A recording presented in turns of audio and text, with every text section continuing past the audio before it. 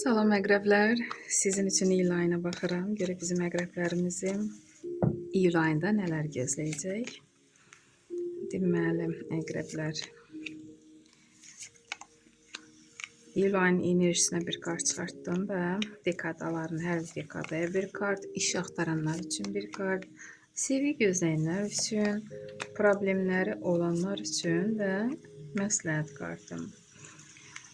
İyul ayının enerjisinə bir karta çıxarmaq istəyirəm.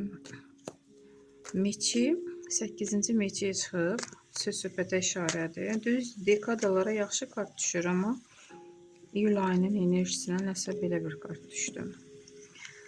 10-cu jezli, 8-ci meçi. Nəsə söz-söhbətlər yaşanıb, ailədə ən çox. Çünki burada ev işarəsi var, görürsünüzmü? Sizi sıxıblar. Sizi derdim ki, qəlbinizi sındırıblar. Bəli, artıq bəlkə də bu çoxdan yaşanır, bəlkə də bir neçə il bundan qabaq. Amma yenə də siz onu unuda bilmirsiniz. Sizi necə belə hala saldıqlarına da söz-söhbət, bəlkə də şər böhtan, nədirsə bu sıxıntıya görə bu arxada qalsa belə, yenə də siz gələcəyi görmürsünüz. Gələcəyə planlarınız yoxdur, arzunuz yoxdur, həvəsiniz yoxdur irəli getməyə. Çalışın belə etməyin, ən çox da özünüzü depressiyaya sala bilərsiniz. Qapanmayın. Və 10-cu jezli, nə çətinlik varsa səbirli olun, az qalıb. Bu çətinliklər bitir. 10-cu həmişə sondur. Ona görə biraz da nə hadisələr yaşanıbsa, nə sıxıntılar varsa da keçib gedəcək. Və ayın əvvəlinə 6-cı jezli. Burada siz lider kimi irəlidə gedirsiniz. Bəlkə də iş yerində özünüzü göstərməyi, biliyinizi, bacarığınızı göstərməyi bacarmısınız və sizi artıq dəstəkləyirlər, sizə güvənirlər. Enerjiniz bu kart ilə boldur. Sonra 7-ci kubki. Derdim ki, elə insanlar var ki,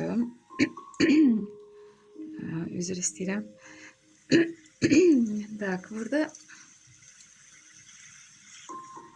elə insanlar var ki, bəlkə də sizin hisslərinizlə oynayırlar. Da siz də onlara baş qoşursunuz. Çalışın belə etməyin. Çünki sizə çatdırılan hər sözə siz reaksiya verirsiniz. Demək olar ki, bu insanların sizə nə çatdırırlar da, hansı xəbəri, hansı bəlkə də hadisəni, bəlkə də sizin haqda, bəlkə də şayələr da, siz onları derdim ki, özünüzdən ötürə yaşayırsınız. Şad xəbəri də, pis xəbəri də, yəni bundan asılı vəziyyətdə.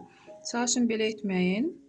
Yəni hər xəbərə qarşı da birinci növbədə soyuq yanaşmaq lazımdır, sonra analizə vurmaq lazımdır.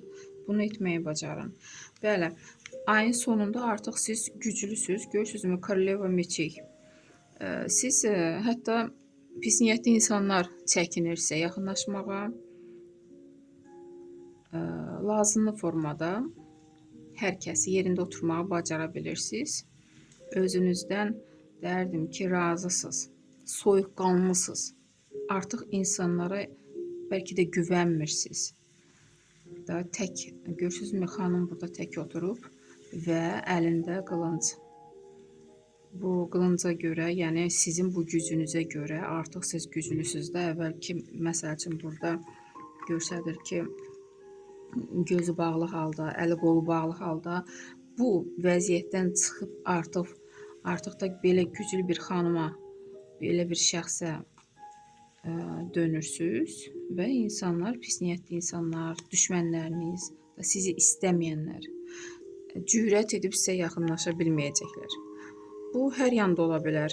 Ailədə, qohumlar arasında, iş yerində, yəni fərq eləmir.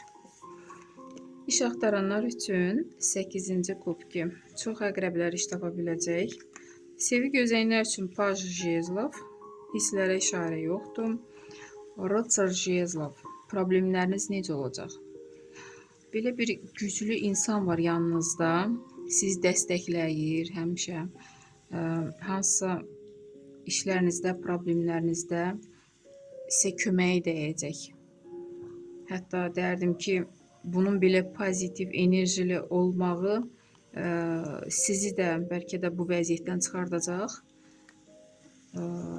Bu iyul ayının enerjisinə düşən bu kartdan yəqin ki, bax, bu insanın köməyi dəyəcək və siz güclənəcəksiniz, beləncə olacaqsınız. Koroleva meçey.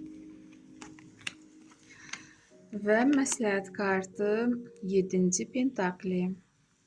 Pul kartıdır. Çalışın. Hara xərcləyirsiniz, nəyə xərcləyirsiniz? Bu haqda düşünün. Boş-boşuna pulunuzu xərcləməyin. Lazımsız şeylərə. Əqrəblər, inşallah uğurlu bir ay olar. Sağ olun.